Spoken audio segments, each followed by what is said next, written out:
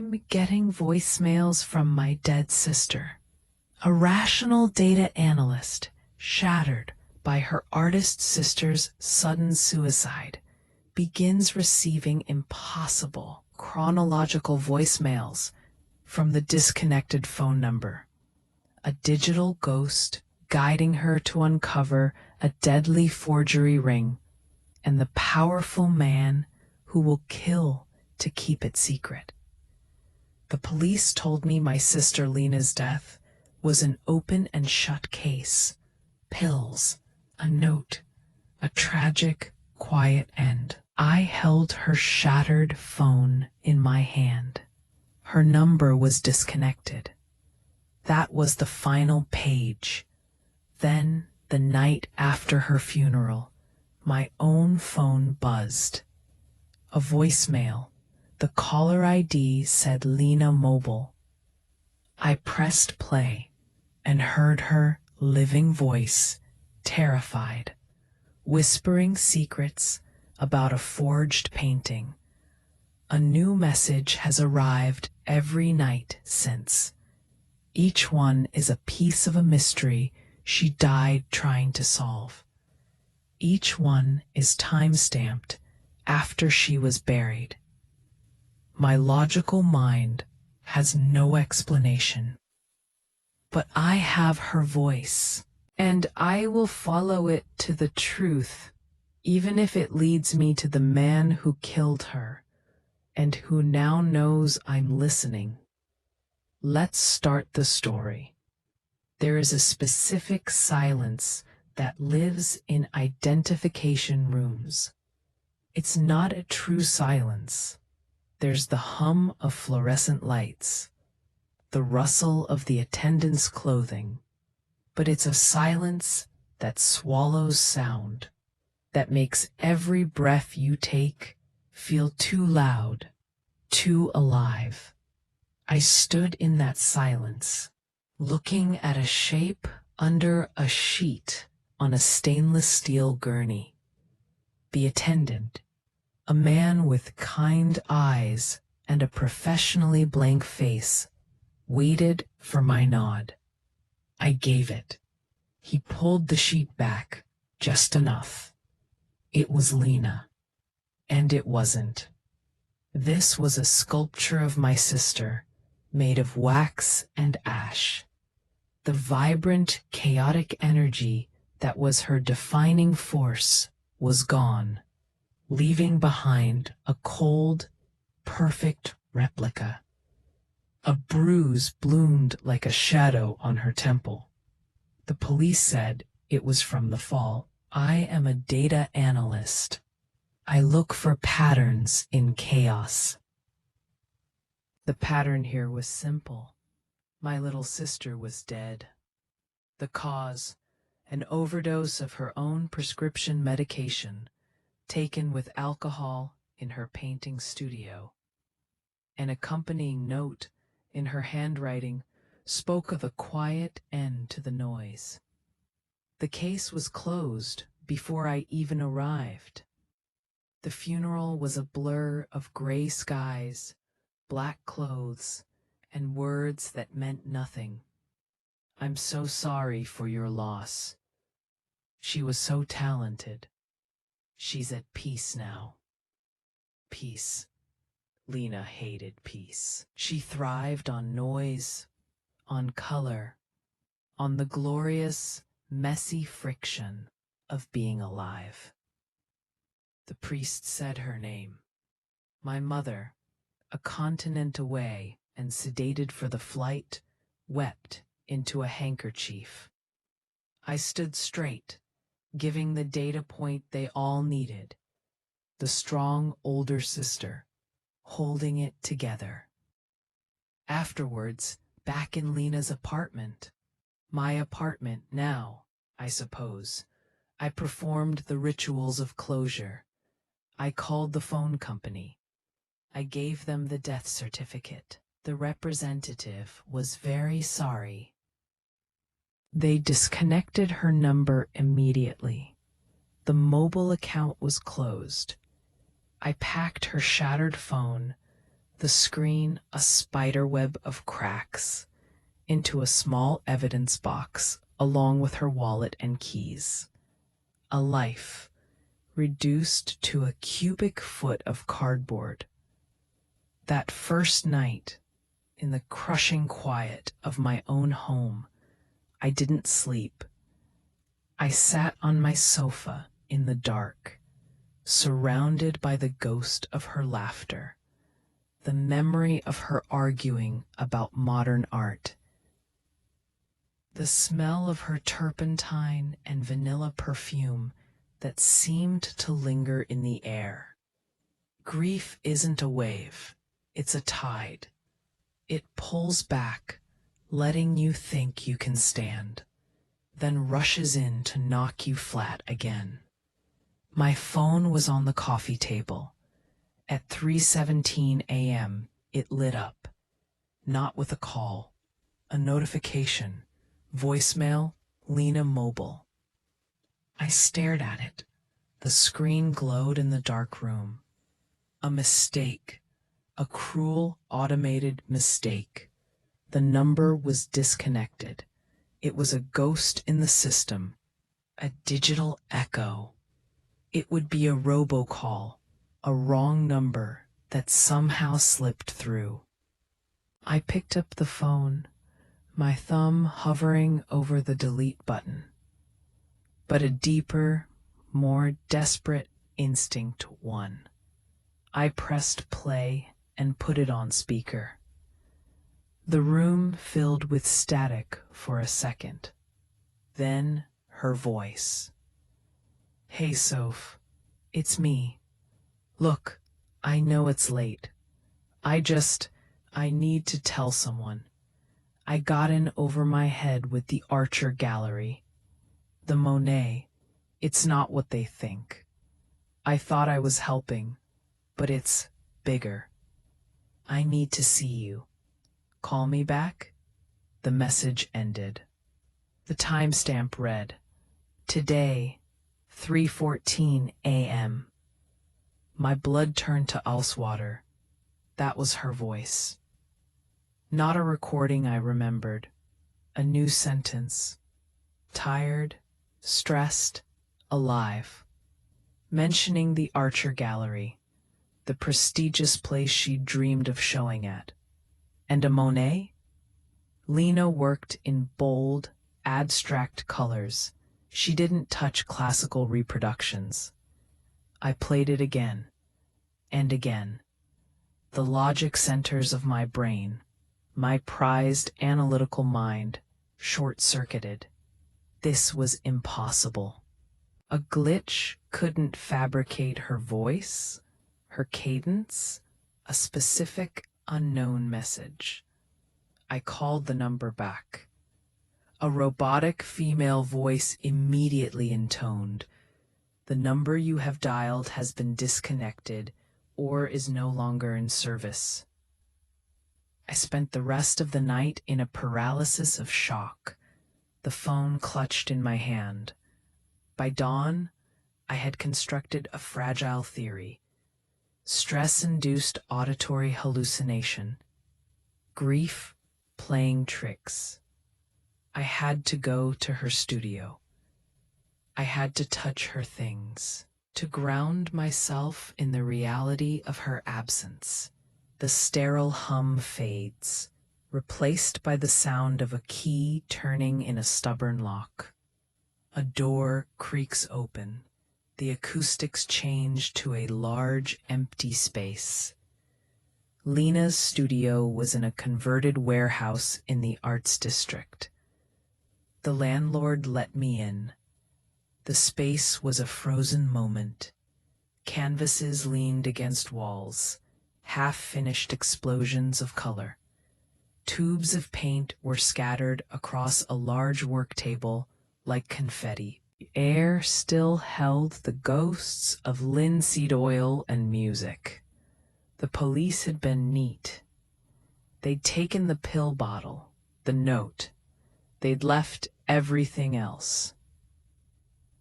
I moved through the space, my fingers brushing dusty surfaces. I wasn't sure what I was looking for. Proof that the voicemail was real? Proof that I was losing my mind? On her drafting desk, under a pile of sketches, I found her appointment book.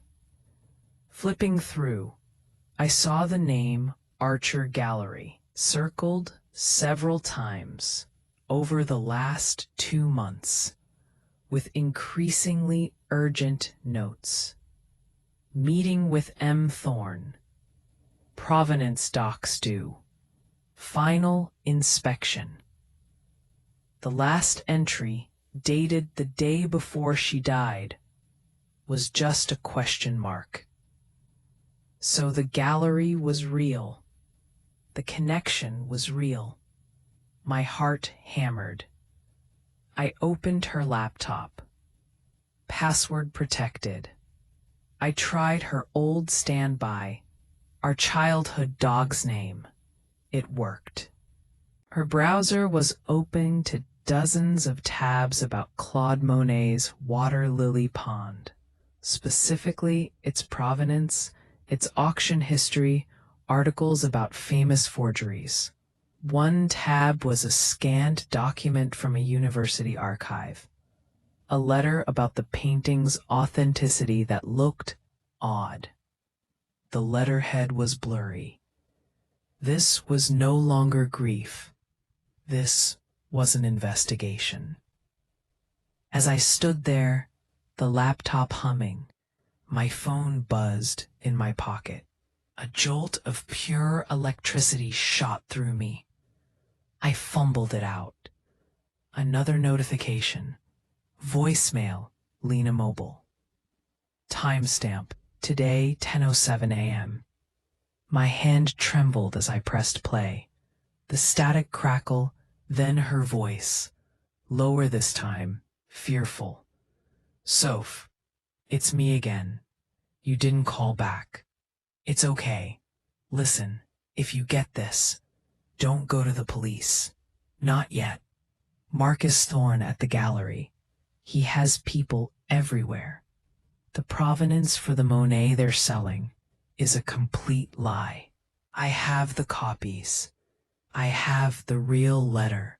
It's in the blue locker. Unit 14. The key is in the red book. Remember the red book? He knows I copied it. If anything happens to me, it's... The message cut off abruptly, as if the phone had been snatched away or dropped. The final word hung in the air, unfinished. It's what? It's him? It's too late. I played it 5 times. The blue locker. Unit 14. The key is in the red book. This wasn't a hallucination. This was a directive, a clue from beyond the grave. Lena was using our connection, our old secret language from childhood, to guide me. The red book was our old code for the massive, crimson-bound collection of fairy tales our grandmother gave us. Lena kept her copy on her studio shelf. I ran to the bookshelf, my eyes scanning. There it was, nestled between art history texts. I pulled it out. It fell open, heavy. Taped inside the back cover was a small silver key, a storage unit key. The voicemails were real. They were chronological. They were a breadcrumb trail left by a ghost in the machine. Lena wasn't suicidal. She was scared. She'd discovered a forgery at the prestigious Archer Gallery, run by a man named Marcus Thorne, and she had been murdered for it. My grief shattered, reforming into something hard, sharp and focused, rage and purpose. The police had closed the case. The world saw a tragic, unstable artist. I saw a witness, and I had her testimony, arriving piece by piece in the dead of night. I took the key. I closed the red book. I looked at the last unfinished canvas on Lena's easel, a violent swirl of dark blues and angry reds. It wasn't a cry for help. It was a scream of warning. And I was finally listening. Sophia with voice low, charged with purpose. The key from the red book fit perfectly into lockbox 14 at the U Store on the city's industrial fringe. The unit was cold, smelling of dust and damp concrete. Lena hadn't stored furniture here. She'd stored evidence. Under a drop cloth, I found a professional-grade light table, magnifying lamps, and trays of pigments that looked centuries old. Shelves held art books open to specific Monet details, alongside modern chemical analysis reports. This wasn't an artist's studio. It was a forger's lab. But it was a lab built to uncover a lie, not perpetrate one. Tucked in a filing cabinet was the crown jewel, a slim dossier. Inside was a genuine, brittle letter from a 1920s art curator, authenticating the Monet in question. Next to it, Lena had placed a laser-printed copy. To my untrained eye, they were identical. But her notes, in her frantic script, circled microscopic details, a digitally reproduced watermark, a font kerning error in the letterhead. The copy was a flawless fake. The provenance, the document tracing the painting's history and guaranteeing its authenticity, was a lie worth tens of millions. And then I found her ledger, a simple spreadsheet. Dates, descriptions, color matching, paper aging, signature analysis, and payments. Large payments, all from AG Holdings, a shell company I'd later trace back to the Archer Gallery. Lena hadn't been forging for money. She'd been hired as an expert to authenticate the forgery, to be the credible voice that would send the fake Monet into the auction house. She must have realized the truth and turned from authenticator to investigator. The final ledger entry was a payment, marked final fee. The note beside it, in Lena's handwriting, read, "Told Thorne I was out. He didn't like that. He knows I had the originals. I'm the loose end. Marcus Thorne," the name from the voicemails, the man from her appointment book, the gallery owner with people everywhere. He wasn't just a shady dealer. He was the architect. And my sister had been a threat he needed to silence. I took photos of everything with my phone, my hands shaking not from fear, but from a cold, clarifying fury. I had the proof Lena died for, but it was a digital ghost's testimony and documents a good lawyer could claim Lena fabricated. I needed to see his face. I needed to hear him lie. The Archer Gallery was in the gleaming heart of the city. All white walls, polished concrete, and the hushed reverence of serious money. A young, impeccably dressed assistant greeted me. I didn't give my real name. "I'm here regarding the upcoming Impressionist sale," I said, my voice surprisingly steady. "A private consultation with Mr. Thorne. He appeared 5 minutes later. Marcus Thorne was in his late 50s, with silvering hair, a tailored suit that cost more than my car, and a smile that didn't touch his eyes. "Welcome. How can the archer assist you today?" His voice was smooth, cultured, a practiced instrument. "I was a friend of Lena Reyes," I said, watching him closely. A flicker. So fast, I almost missed it. Not surprise. Recognition, followed by a microscopic recalculation.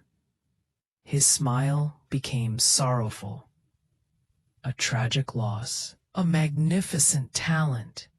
The art world is poorer. She was working on something for you, I pressed, keeping my tone conversational. A Monet.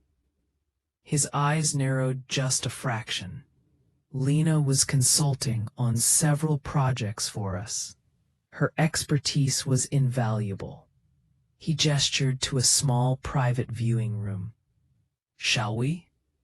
Inside, the door clicked shut, muting the outside world. The performance dropped. "Why are you really here, miss?" "Sophia." "Her sister." Pfft. He leaned against a desk, his posture relaxed, but his gaze was predatory. Grief can make us fixate on strange things. Lena was fragile. The pressure of her work, the instability of the artist's life. She wasn't fragile. I cut in, my own anger sharpening my words. She was meticulous. She found a discrepancy in a provenance letter. Thorne was silent for a long moment. Then he sighed, a sound of disappointed reason. I was afraid of this. Lena had begun to suffer from paranoia. She became convinced her own work wasn't good enough, that there were conspiracies against her. She started making copies of documents, accusing the gallery of outlandish things. We were arranging for her to get help. He took a step closer. His cologne was expensive, suffocating. It's a common tragedy, the brilliant mind turning on itself. I suggest you remember your sister as she was, not the illness that took her. He was gaslighting me over my sister's corpse, using her death as the ultimate cover story. The sheer, polished evil of it took my breath away. I have her notes, I said, my voice trembling now.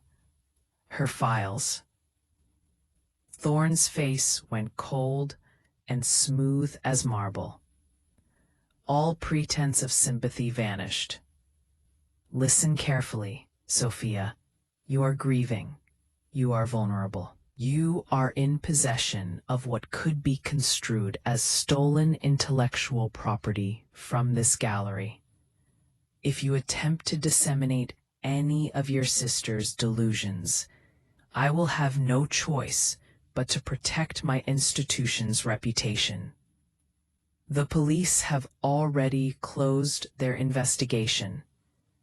Any new allegations from a distraught, potentially litigious relative will look exactly like what they are. A shakedown. He leaned in, his voice a venomous whisper. Go home, mourn, and delete whatever files you think you have. For your own good. It wasn't a request. It was a threat wrapped in a lawyer's phrasing. I left the gallery, the taste of copper fear in my mouth. He wasn't worried about my evidence. He was telling me he could bury it, and bury me with it. That night, the fear curdled into paralysis. I sat in my dark living room, the photos from the storage unit glaring from my laptop screen. He was right.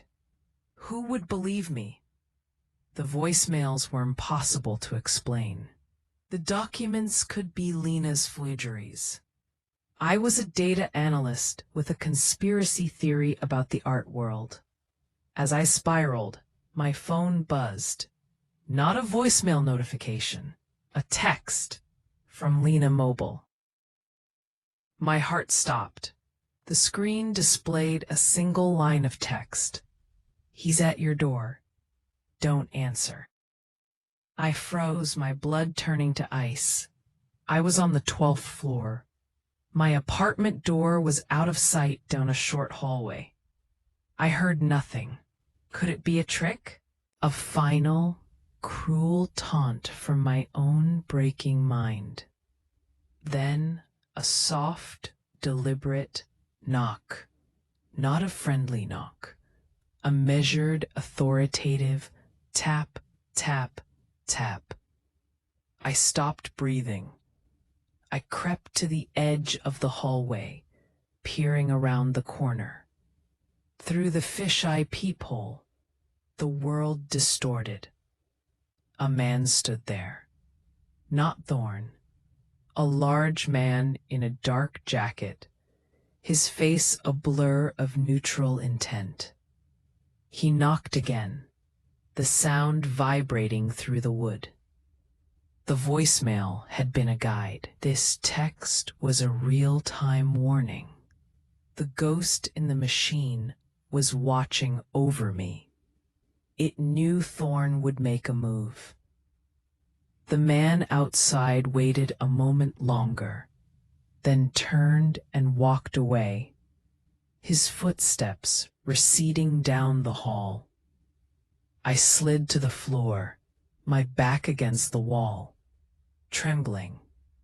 The entity had just saved me from what? An intimidation? Something worse? Before I could process it, my phone buzzed again. Another text. "They will frame you. Check your online banking." With numb fingers, I opened my banking app. My savings account, which had held a modest cushion, now showed a balance of 0.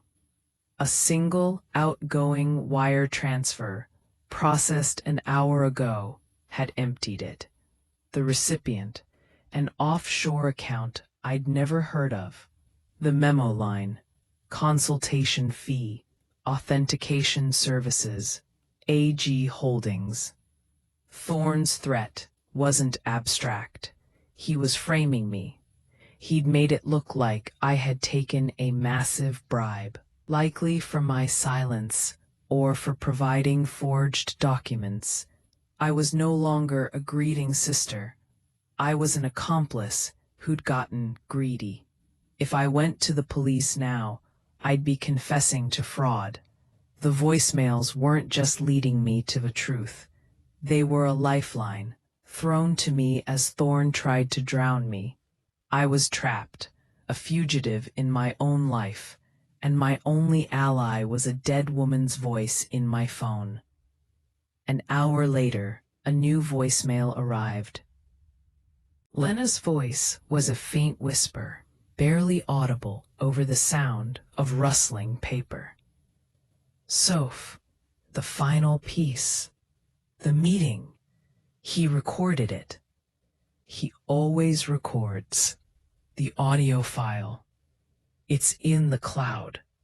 The password is our birthday. Reverse order. Find it.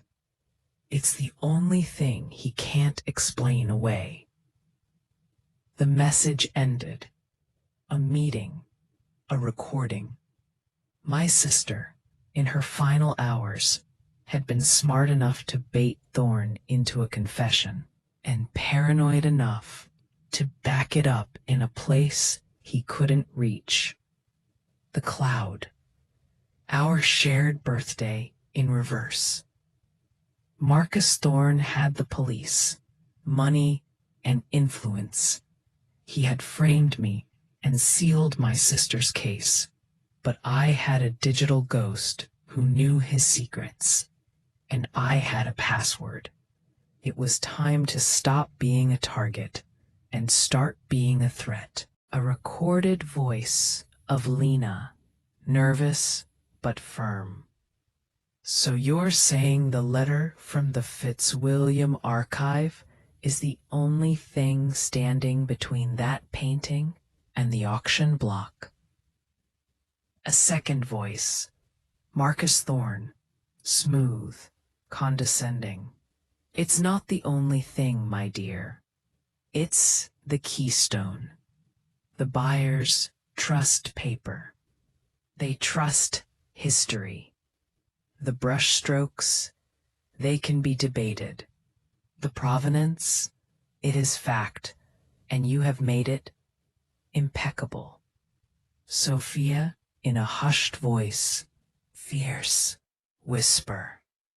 There it was, Lena's secret weapon, a crystal-clear audio file, time-stamped 3 days before her death, hidden in a secure cloud folder behind the password 8201, our shared birthday in reverse. She'd recorded a final meeting with Thorne. On it, his voice was no longer the polished gallery owner, but a conspirator, laying out the entire scheme. He detailed the forged letter, the pressure on the authenticator, the insurance he held over partners. It was a masterclass in white-collar crime, and my sister had been smart enough and scared enough to hit record. The recording was the one piece of evidence Thorne couldn't gaslight, couldn't explain away as the delusion of a fragile artist. It was objective, digital truth. But it was a sword I couldn't wield alone. If I sent it to the police, Thorne's people everywhere might bury it. If I sent it to the media, he'd sue me into oblivion and discredit it as a fake. I needed him to confront the evidence himself, in a place where his reaction would be witnessed. I needed a public confession. The voicemails had guided me to evidence. Now I had to use them to set a trap. And the next message told me how. It arrived at 2 a.m., as they always did. Lena's voice was different. No fear, no static, just a calm, clear instruction, as if she'd planned this final move from the start. Soph, he's arrogant. He'll come if he thinks he's won. The gallery, tonight. Use the back entrance code, 0915. The security feed for the main hall loops from 1 a.m. to 5 a.m. He keeps a copy of the fake provenance in his private safe. The combination is the auction lot number for the Monet, 207. Bring a witness he can't ignore. Make him listen to his own voice. A plan snapped into focus, cold and precise. I wouldn't bring a person. I would bring an audience. I would live stream the confrontation. I'd use a niche, encrypted art world forum Lena had mentioned, full of skeptics, experts, and gossips. An audience Thorne couldn't bully or buy, who would record and disseminate everything in real time.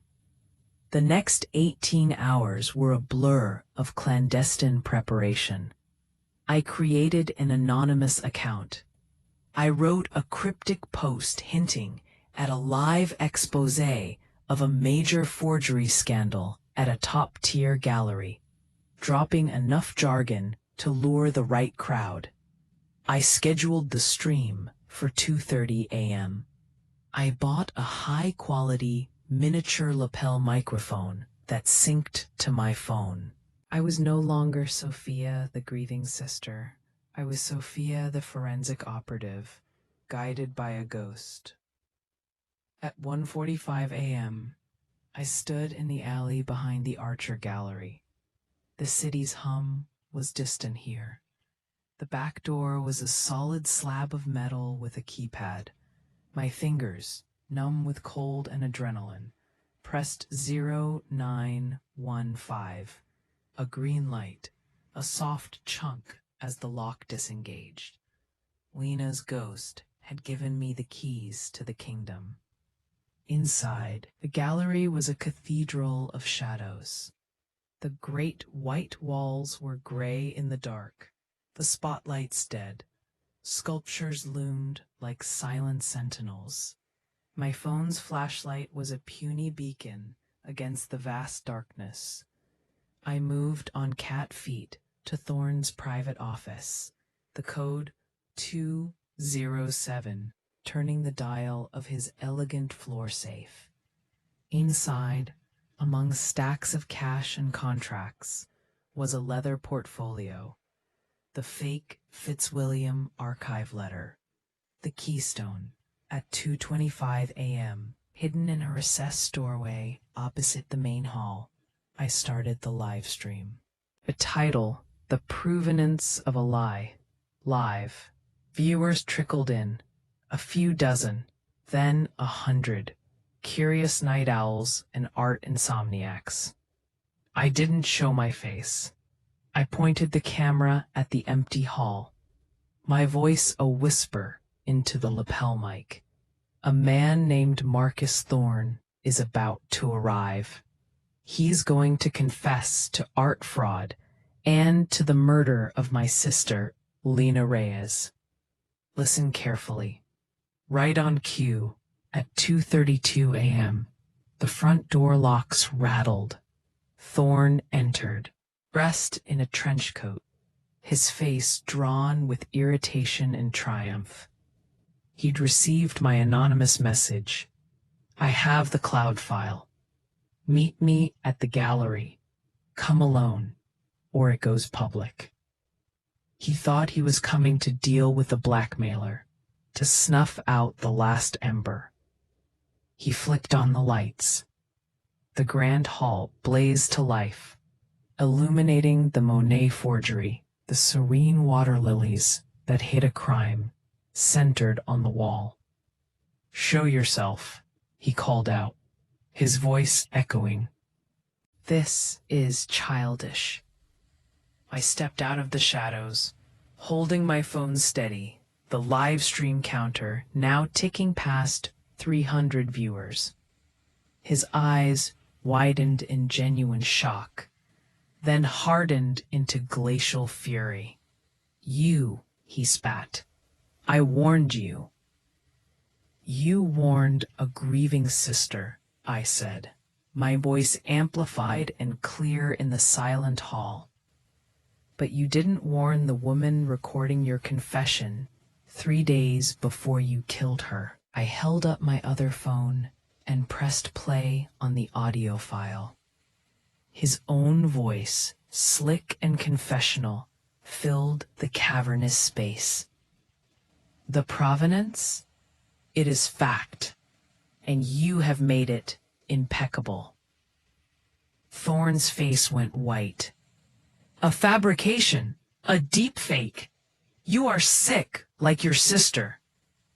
It's in the cloud, Marcus. Password protected. How would I know the password? I took a step forward. She knew you'd kill her, so she left a witness, me, and she left your own voice as the evidence. He stared at me, his mind racing, calculating the damage. A live stream was a variable he hadn't planned for. He could see the red recording light on my phone. You're streaming this, he breathed, not a question. To an audience of your peers, I said. Authenticators, curators, journalists. They're hearing you right now. They're recording you. You can't silence all of them. A violent tremor went through him. The polished facade shattered, revealing the vicious, cornered animal beneath. "You stupid girl," he hissed, taking a step toward me. "Do you know what I can do to you? I will destroy you. I will have you committed. That recording is nothing. I own the experts who will decry it." "But do you own the truth?" I fired back, not retreating. "The fake letter is in your safe. The payment trail leads to your shell company. My sister's body has a bruise your suicide story doesn't explain. You can buy a lot of lies, Marcus, but you can't buy back the truth now that it has a voice." He lunged then, not for me, but for my phone. It was the reaction I needed, an admission of guilt played out for the watching world. I dodged back, keeping the camera on him. "Are you going to kill me too, Marcus? Like you killed Lena? Right here on live stream?" He froze, his hands outstretched, realizing the trap had fully sprung. Every move was being documented. Violence now would be a death sentence. He stood there, panting, his eyes darting from my phone to the Monet, to the shadows, where his secrets were no longer safe. And then he broke, not into confession, but into a frantic, monstrous justification. "She was going to ruin everything," he shouted, his voice cracking, echoing through the stream. "A lifetime of building this gallery, this reputation. For what? For her pathetic conscience? She took the money. She knew the game. She doesn't get to change the rules at the end and sink us all. Period." It wasn't a legal confession, but it was a moral one. The veneer was gone. The art world was listening to its golden boy reveal the rotten core. Period. At that moment, the first sirens became audible in the distance, faint, then growing. Someone on the stream had called the police. Thorne heard them too. The fight drained out of him, replaced by a hollow, defeated understanding. He looked at the fake Monet, his masterpiece of deceit, and then at me, his ruin. Period. I stopped the stream. The final viewer count flashed. 1,847. The digital witness had done its job. Period. The police took him away, not for art fraud initially, but for my sister's murder, based on the new evidence of the recording and the bruise's inconsistency with his story. The rest, the forgeries, the fraud, would unravel in the courts, fueled by the tsunami of attention from the live stream. In the weeks that followed, the Archer Gallery collapsed. The Monet was seized. Lena's name was cleared, her bravery highlighted instead of her death. The voicemails stopped. The number, Lena Mobile, finally, truly went silent. I stood at her grave one last time, the real headstone now replacing the temporary marker. No more voicemails guided me. No more texts warned me. The digital ghost had completed its transmission. It had used the tools of our modern world: cloud storage, passwords, live streams, to achieve an ancient justice. I placed a single white lily on the stone. "Thank you for listening," I whispered, echoing the peace I now felt. Some connections never truly hang up. Love, it turns out, can find a signal, even in the silent static of the grave. And sometimes the most important call isn't the one you receive, but the truth you finally choose to broadcast. And so, another story finds its place by the fireside. I hope it kept you company, whether on a long road, during a quiet evening, or in the moments you needed a story to step into. This has been a Hearthlight Saga, and there are always more secrets to uncover. A place for long-form stories, told in a single voice, where every shadow and every whisper is crafted for you, the listener. And it is my greatest privilege to be your storyteller. If this journey stayed with you, if you felt the chill or the mystery settle in, I would be so grateful if you'd let me know. Leave a comment below and tell me what part of the story lingered with you the longest. Your thoughts not only mean the world to me, but they help shape the tales I tell next. And if you're yearning for another story right now, the story doesn't have to end. I have another tale waiting for you. From my hearth to yours, thank you for listening. Until the next story begins. And Thank you for spending this time with us. I truly hope you enjoyed the video. If you have any questions, ideas, or suggestions for future stories, feel free to share them in the comments below. Your thoughts mean a lot to us. If this journey warmed your heart, don't forget to like the video and share it with someone who loves stories like these. And to continue exploring new tales and adventures, subscribe to Hearthlight Saga. Until next time, may your days be filled with light and wonder.